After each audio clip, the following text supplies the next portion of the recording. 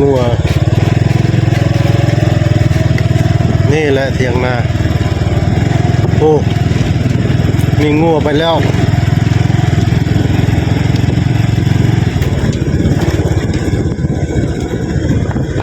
นี่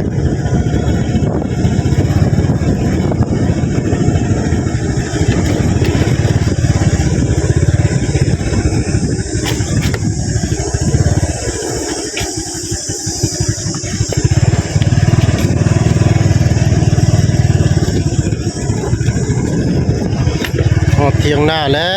ว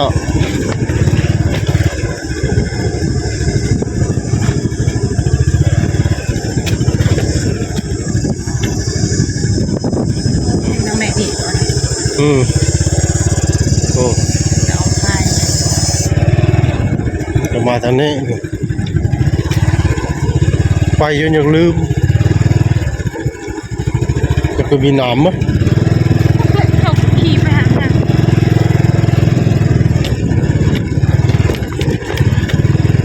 มาเที่ยงนาแล้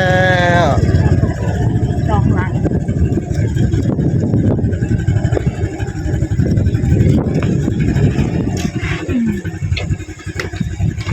หมดแล้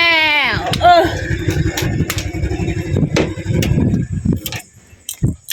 มาเที่ยงนาทับนี่ก้อนน้ำไม้ฮะ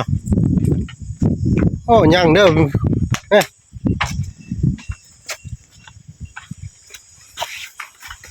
เบิ่งน้ำไม้แล้วจะก็มีน้ำไม้ปะไม่ได้ถามแม่หิวจะก็มีน้ำไม้โอ้ฮะ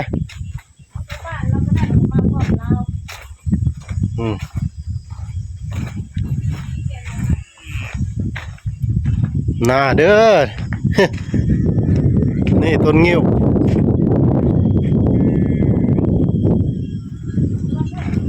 นะโปฮ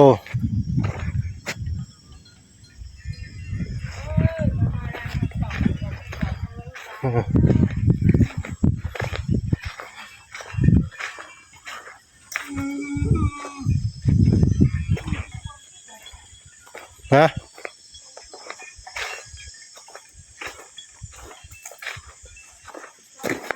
เขาจะปลูกยังนะฮะเขาจะปลูกยังเนี่ย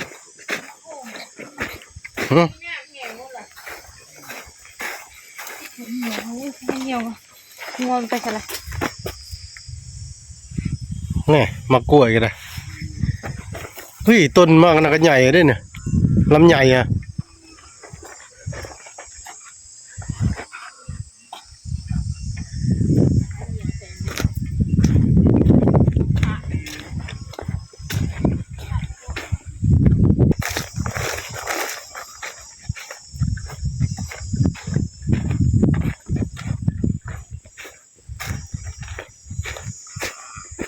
เป็นเทียงหน้าเด้อนี่พี่น้องเอ้ย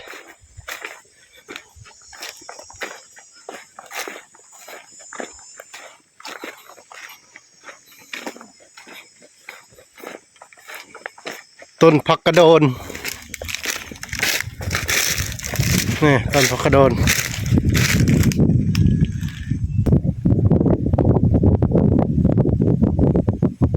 อากาศเย็นคือโพจิตกเด้อเมื่อปะไปบรรยากาศดีวะ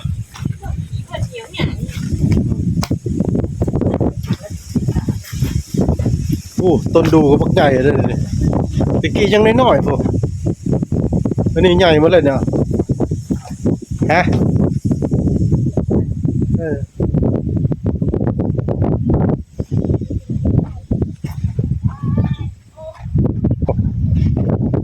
บรรยากาศโอ้เย็นดีพี่น้อง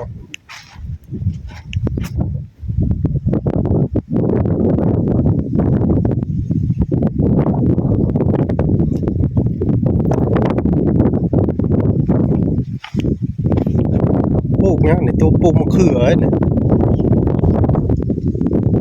อยู่บ้านนอกเห็ดหัวไปนี่เด้องูมันจะภูเขาเลยเป็นลักไปนี่แล้วเนี่ย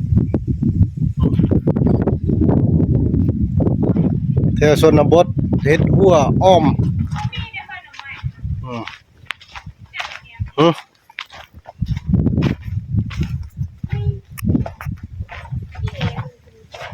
หาดิอืม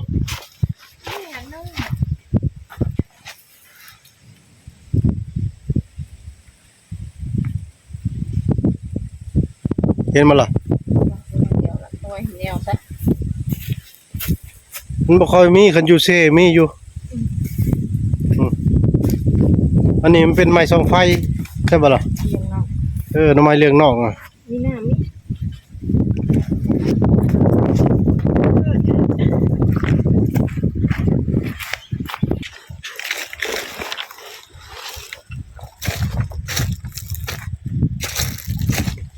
อุ้ยดูโทรศัพท์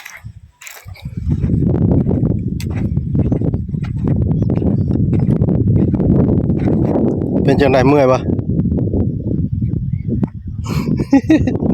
เหงาเด้อพี่น้องเอ้ยนี่